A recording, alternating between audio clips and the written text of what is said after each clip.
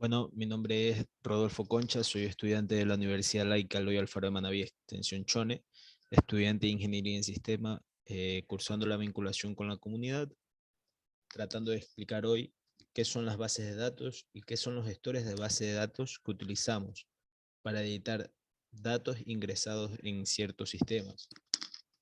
Bueno, comencemos con qué es una base de datos. Bueno, una base de datos es un conjunto de datos en un mismo contexto. Por ejemplo, una agrupación de datos que se sistematizan y se automatizan para un mejor desarrollo o un mejor control. Por ejemplo, una base de datos de una tienda separa los productos por categorías. Por ejemplo, el producto de los cereales, entran los arroces, todo este tipo de situaciones, de las bebidas, pueden ser bebidas alcohólicas, bebidas gaseosas, jugos. En los productos lácteos está el manjar, el yogur. Entonces, todo va separado según una categoría, y todo, pero todos van dentro de un contexto, según, para darle un sentido, van guardados categóricamente y en orden. Es decir, yo no puedo ingresar un sistema, una base de datos, por ejemplo, del Gran Aquí, y buscar los cloros o desinfectantes en el área o en el sistema donde separa los productos lácteos. Yo no puedo buscar papel higiénico donde están los productos de comida, donde están los panes, carnes. Entonces, tenemos que tener en cuenta que al crear una base de datos tenemos que estructurar la base de datos a conveniencia y para automatizar ciertos procesos. Si nosotros vamos a compilar nuestra base de datos y la vamos a adjuntar a una página web, nosotros tenemos que procurar que no esté todo aglomerado, sino más bien organizado. Muy bien. Ahora, ¿qué es un gestor de base de datos? Son los programas que nosotros utilizamos, ¿no? Está abreviado en inglés, es decir, es un sistema de mantenimiento de base de datos, ¿ya? Que es más o menos, que es un gestor de base de datos, y está abreviado en inglés, ¿no?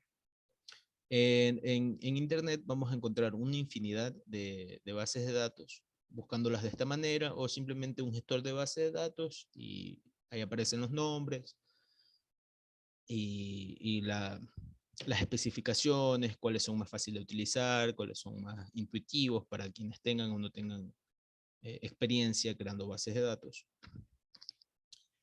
Esta parte de aquí es la interacción que tiene el usuario, es decir, la persona que crea la base de datos, con el gestor de base de datos. Los métodos de acceso va a ser, por ejemplo, hay gestores de base de datos que son única y exclusivamente, se puede crear, se puede editar, se puede eliminar tablas, se puede eliminar entidades, se pueden eliminar todo este tipo de situaciones solo por líneas de comando. Por ejemplo, nosotros podemos utilizar algo fácil y se ha convertido en una de las más utilizadas, Access. Access es una base, es un gestor de base de datos intuitivo, ya que nosotros todo lo vamos a hacer clicando, ¿no? Vamos a crear la base de datos, donde aparece, donde crear, podemos editarla, todo con el clic, ¿no? Entonces, los métodos de acceso es según lo que te provea el gestor de base de datos para tener acceso a los mismos. Nosotros no podemos entrar y decir, bueno, yo soy el usuario y soy dueño de la base de datos y enciendo mi computador y tengo acceso a los datos. No, nosotros tenemos que entrar al gestor de la base de datos donde los creamos según el método de acceso, ya como les expliqué.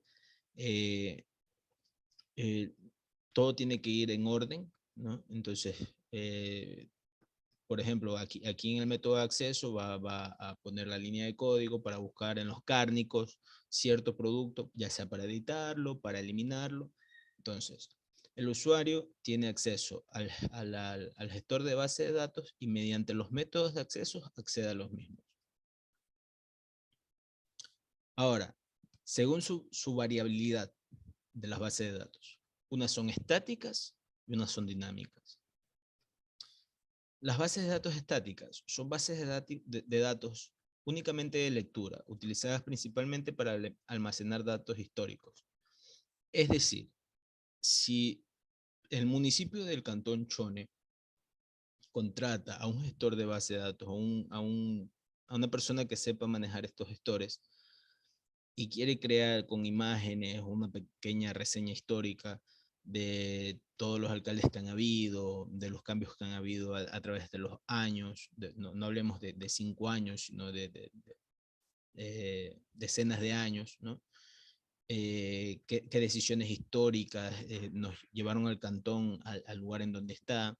Entonces, la persona que va a acceder a esta base de datos, ya sea en una página web, en un sitio electrónico, lo único que le va a interesar es leer y nada más. Porque estas bases de datos son eso, son más bien informativas, ¿no? Uno puede poner imágenes, puede poner lo que sea, ya esto en la página web, obviamente. Y bueno, los datos históricos se van a poner en bases de datos estáticas. Las bases de datos dinámicas son las bases de datos que se utilizan comúnmente. ¿Por qué? Porque la información que se ingresa puede ser modificada con el tiempo, ¿no? Yo tengo una tienda y yo creo una base de datos. Compré 20 cajas de whisky y el whisky a los 2 meses me lo compraron, pero ya no tengo para esta semana y el pedido no me llega hasta el otro mes, por ejemplo. Entonces, ¿cómo puedo solucionar esto? Fácil, ingreso a la base de datos y elimino el whisky. O pongo que ya no está, o pongo que no está disponible por ahora, pongo la fecha en que va a estar disponible de nuevo. Entonces, esto en las bases de datos estáticas no es posible, porque ya la creaste, la guardaste y ahí quedó. Si uno edita una base de datos estática, por ejemplo, si tú quieres crear una base de datos estática de la historia de tal lado, ¿no? O de una tienda, pongámoslo así. Tú quieres crear una base de datos, te dijeron, ven, créame una base de datos, yo tengo los mismos productos siempre, y con esta base de datos yo me voy a mantener 3 años, por ejemplo. Si esta persona, el dueño de la tienda, te llama para editarla, va a dinamizar la base de datos, ya no va a ser estática, va a ser dinámica. Vamos a cambiar los datos en un año, nos va a llamar dentro de 3 meses, dentro de 2 meses, dentro de un mes, para seguir cambiando los datos. Entonces, en eso se diferencia.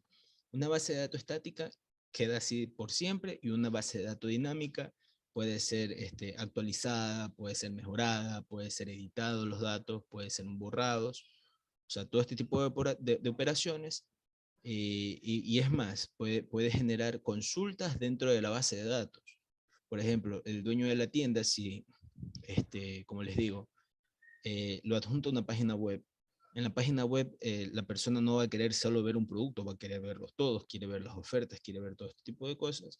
Entonces, con la base de datos, en el caso de las ofertas, por ejemplo, si se agotan las ofertas, rápidamente el que estaba gestionando la base de datos tiene que editar y tiene que poner que ya la oferta se terminó, ¿no? Todo este tipo de cambios que nosotros decidimos o tomamos dentro de la base de datos lo convierte en una red, una base de datos dinámica. Ahora, se separan según su contenido, ¿no? Las bases de datos pueden ser bibliográficas, según el texto completo, directorios o base de datos o bibliotecas de información química o biológica.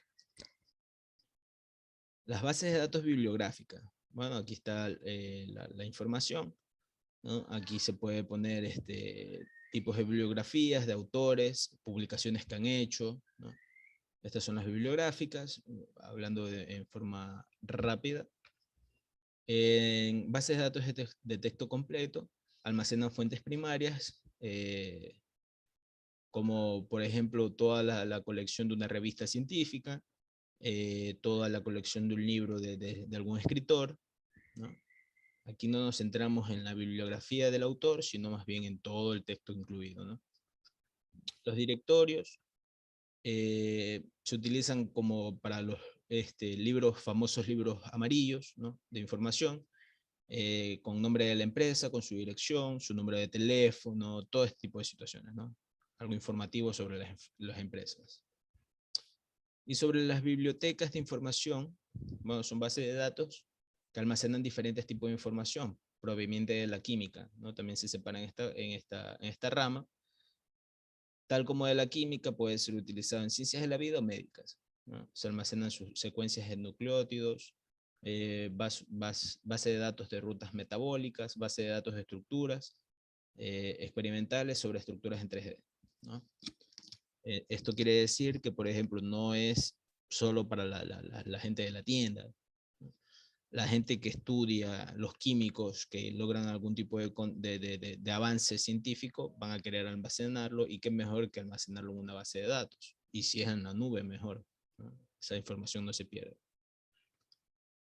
Ahora, los gestores de base de datos. He elegido varios, ¿no? Esto hasta el 2013 eran los más utilizados.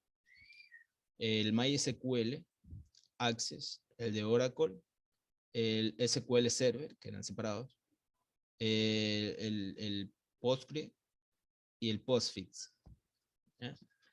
Pero en la actualidad nosotros podemos separarlos, ¿ya? En la actualidad los más usados son el de Oracle, Access y MySQL, que ahora se trabaja con WordPress, que así se llama, con el que vamos a trabajar.